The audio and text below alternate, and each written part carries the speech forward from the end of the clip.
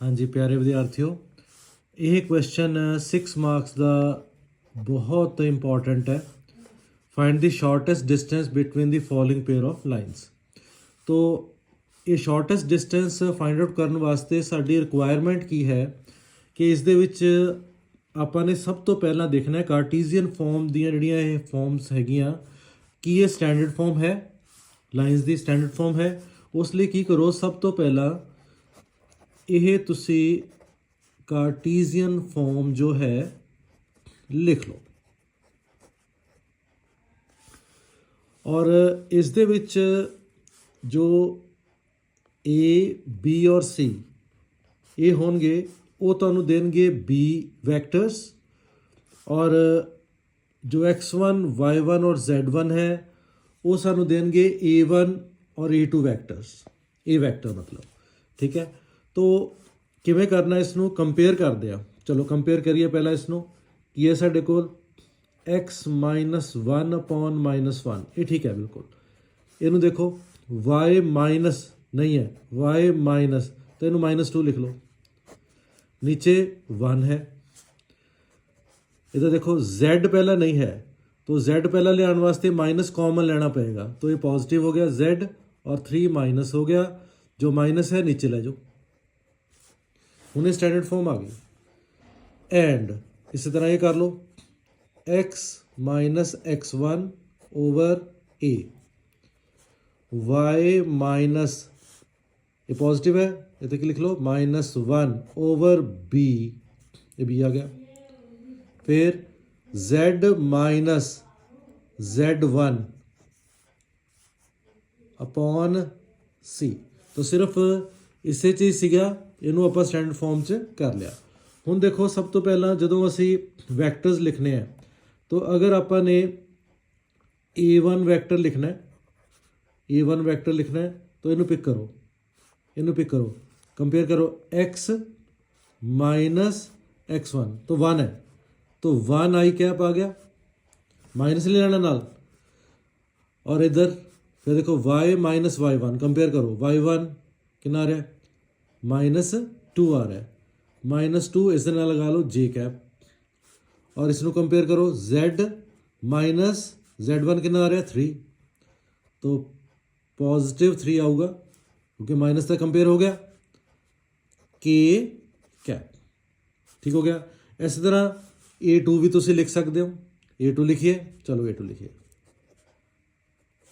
x -x1 1 आई cap -1 j cap -1 के cap, ये तुहाडे कोल आ गया a2, ठीक है, a2 वैक्टर आ गया।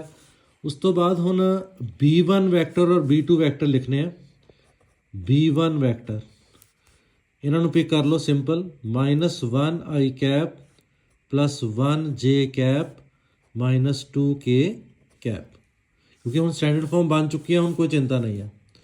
b2 वैक्टर जो है 1 आई कैप +2 j कैप -2 के कैप।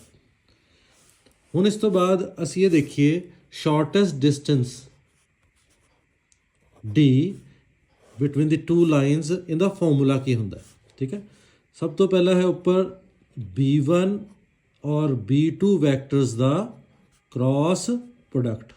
ਪਹਿਲਾਂ ਤਾਂ ਇਹ ਹੈ, ਇਹਦਾ ਇਹ ਵੈਕਟਰ ਪ੍ਰੋਡਕਟ ਹੁੰਦਾ, ਇਹਦਾ ਆਪਾਂ ਡਾਟ ਪ੍ਰੋਡਕਟ ਕਰਨਾ ਹੈ A2 ਵੈਕਟਰ -A1 ਵੈਕਟਰ ਇਸ ਨਾਲ, और नीचे डिनोमीनेटर ਦੇ ਵਿੱਚ जो ऊपर क्रॉस प्रोडक्ट किया है उसका की आ जाएगा मैगनीट्यूड, उसका आ जाएगा magnitude b1 vector cross b2 vector, इसका आ जाएगा मैगनीट्यूड।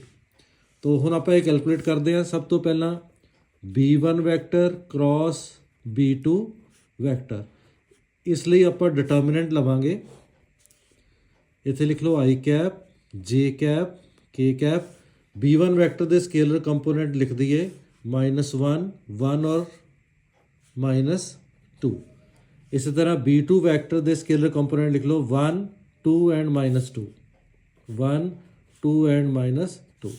हुण डिटर्मिनेंट आप कढ़ लैंदे आ, वैक्टर च आ जाएगा। सब तो पहला आई कैप।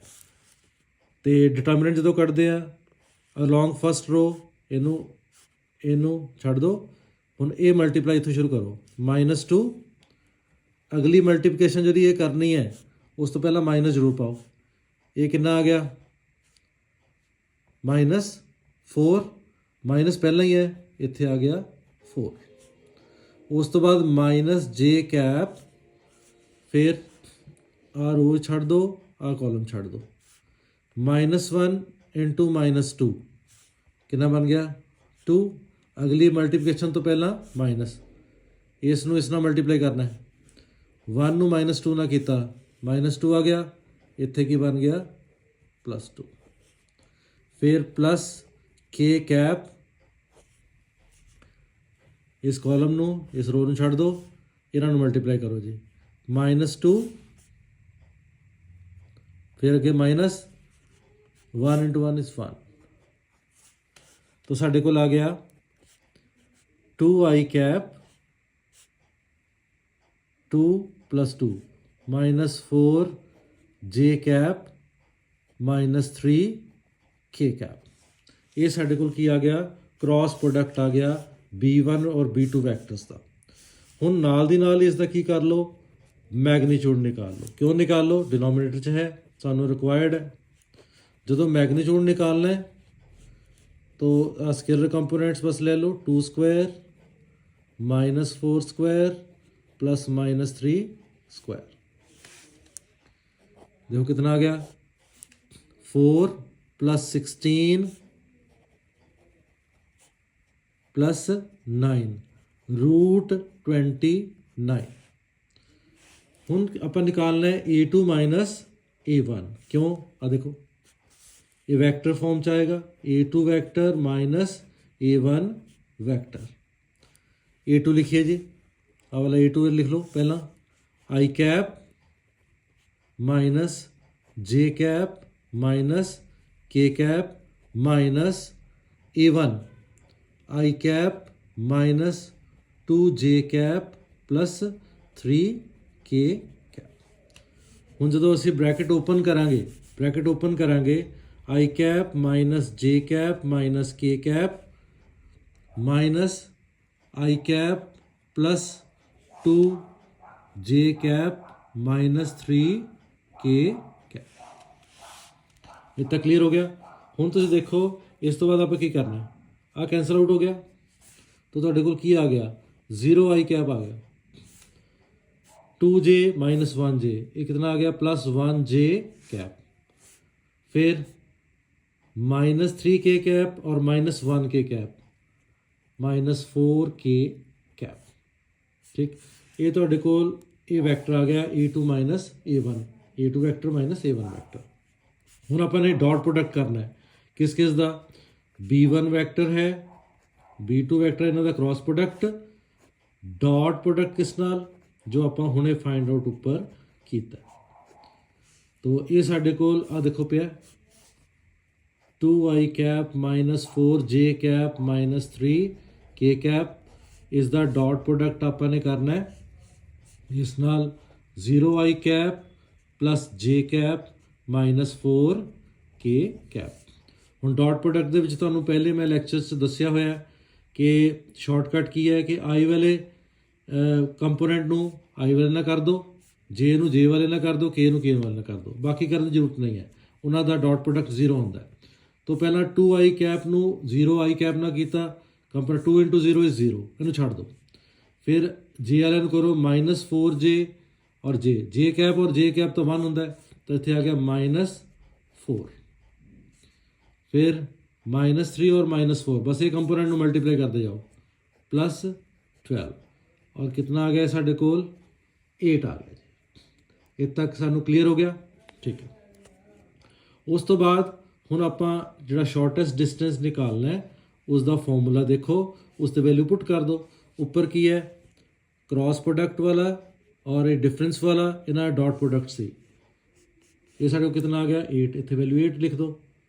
और नीचे डिनोमीनेटर च की है इन्हां दा मैगनीच्यूड है तो मैगनीच्यूड कितना साढ़े कोल √29 ये आंसर तुहाडा आ गया। हाँ अगों तुसी अगर रैशनलाइज करना है तो √29 नाल मल्टीप्लाई और √20 नाल ही डिवाइड कर दो। तो 8√29 अपॉन 29 यूनिट्स ਤੁਹਾਡੇ ਕੋਲ ਸ਼ਾਰਟੈਸਟ ਡਿਸਟੈਂਸ ਆ ਗਿਆ। तो ये क्वेश्चन इदा होएगा, इसकी प्रैक्टिस कर लो अच्छी तरीके नाल।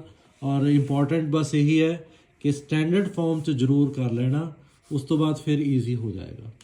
बेटे जे कोई चीज़ नहीं समझ लगी कमेंट्स च प्लीज़ जरूर लिखियो, तो अपनी नोटबुक्स अगे तो नाल जरूर रख लो, नाल दी नाल उसनू नोट कर लिया।